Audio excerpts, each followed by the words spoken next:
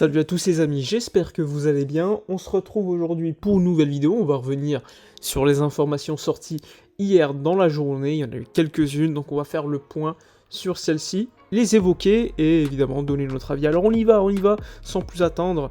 Tout d'abord, l'arrivée hier à l'aéroport d'Ilkay Gundogan, arrivé à Barcelone enfin, fin de ses vacances, donc le temps de venir, de s'installer. Pour l'instant, il est à l'hôtel.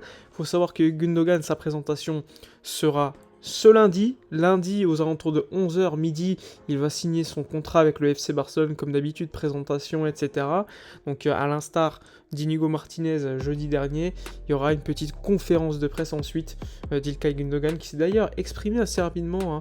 Les micros de Barcelone lui ont donné la chance de s'exprimer. Il a expliqué notamment qu'il avait, après le match contre la Pologne, avec sa sélection allemande, parlé avec Lewandowski du FC Barcelone. Lewandowski lui avait expliqué que c'était un bonheur, un plaisir d'être à Barcelone. Il lui a un petit peu vendu le club, la ville, etc. Donc ça a aidé également à Gundogan à prendre encore plus sa décision, même s'il n'en avait pas besoin selon lui.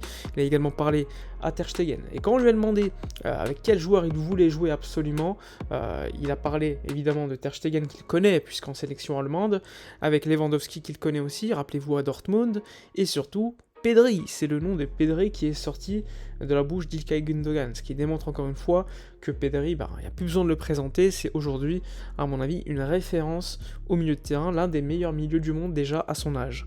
Donc Gundogan sera donc présenté, comme je vous l'ai dit, ce lundi, donc beaucoup d'expectatives, on attend de voir les questions, et ensuite la conférence de presse pour voir s'il y aura des indices donnés par Matteo Alemany, etc., concernant certains sujets. Pour évoquer d'autres sujets, tu as également le fait que le Barça, comme vous le savez, travaille sur des départs. Le départ le plus chaud, c'est Alex Collado, qui va aller donc au Real Betis, mais pour l'instant, il faut attendre que le Real Betis, un petit peu comme nous, a des problèmes de fair play financier en Espagne, donc ils vont d'abord essayer de faire partir des joueurs, notamment Canales, et ensuite ils vont enregistrer, prendre Alex Collado. Donc c'est une question de jours pour le joueur du FC Barcelone. L'autre joueur qui va partir en prêt probablement, son père l'avait confirmé, les discussions avec des clubs anglais, portugais, espagnols, il s'agit de Nico Gonzalez. Il faut savoir que Nico Gonzalez, après son prêt à Valence qui s'est bien déroulé, même s'il y a eu trop de blessures, il doit jouer absolument, donc Xavi ne compte pas sur lui forcément. Et donc beaucoup de clubs le veulent, notamment le FC Porto, le club portugais le veut en prêt avec option d'achat. Et le Barça ne veut pas forcément mettre d'option d'achat dans ce deal, puisqu'ils se disent que si le joueur performe, eh bien, il y a de fortes chances que le club portugais l'achète, et s'il performe, le Barça voudrait peut-être le récupérer. Et donc là aussi, c'est une histoire de négociations qui sont en cours, et si aucun accord n'est trouvé, eh bien Nico n'ira pas à Porto. Donc à voir, pour l'instant c'est encore un peu tôt pour savoir, mais lors des prochains jours on aura une véritable décision prise par le joueur espagnol, par le Barça et surtout par les autres clubs qui le désirent. Donc niveau départ, il y a également le dossier Franck Kessié. Je vous avais parlé de Kessié et de l'intérêt de la Juventus il y a quelques jours, rappelez-vous. Donc on fait le point, la Juventus lors de ces prochains jours, ils ont prévu de revenir à la table des négociations avec le FC Barcelone pour évoquer Franck Kessié. Il faut savoir que Giantouli, donc le directeur sportif du Napoli, ex-directeur sportif du Napoli et maintenant de la Juve, a toujours été un grand fan de Franck Kessié. Kessié, lui, ne veut pas forcément retourner en Italie aujourd'hui, il veut plutôt soit aller en Première Ligue, comme je vous l'ai dit, ou aller en Arabie Saoudite si l'offre est complètement folle au niveau du salaire. Il faut savoir que pour l'instant, le Barça et Kessié ont refusé une offre, surtout Kessié, d'Arabie Saoudite de 14 millions d'euros net annuels et 20 millions d'euros pour le Barça. Le Barça attend 25 millions d'euros et Kessié, s'il va en Arabie Saoudite, il attend beaucoup plus en termes de salaire. Bon, il faudra voir, mais selon la presse italienne, Fabrizio Romano, etc., ils expliquent en gros que la Juventus va devoir discuter avec le joueur et essayer de le convaincre pour aller à la Juventus.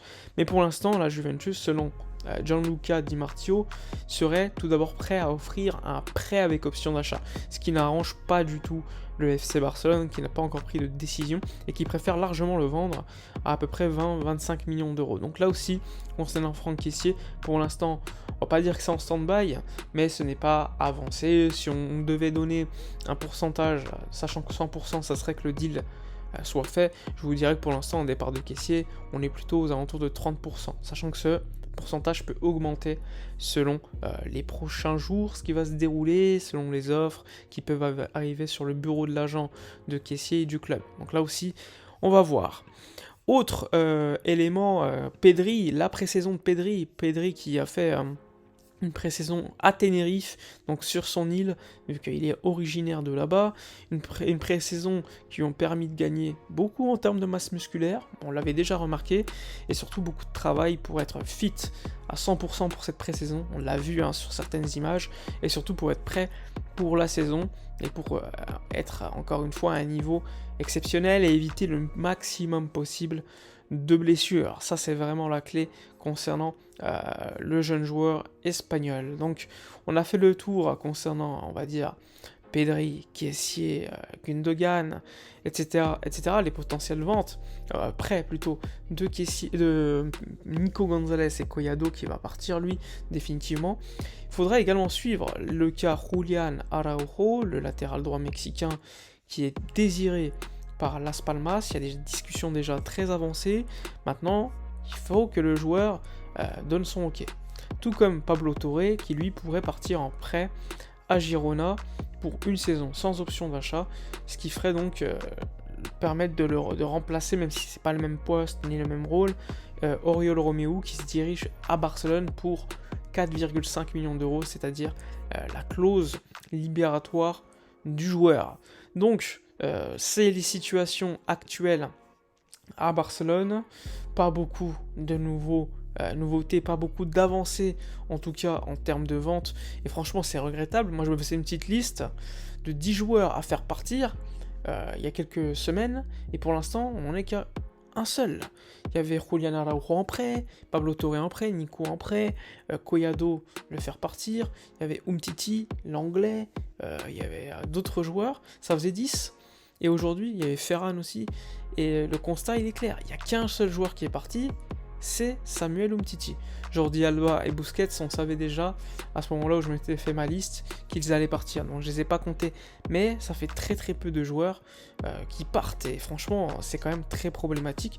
Je sais que le mercato n'est pas encore très actif en Espagne, en Italie notamment, on a vu que c'était surtout très actif en Première Ligue, et surtout en Arabie Saoudite, mais pas encore dans les autres championnats qui, à mon avis, attendent que de l'argent sorte pour investir. Mais bon, quand t'attends trop longtemps, après ça devient compliqué.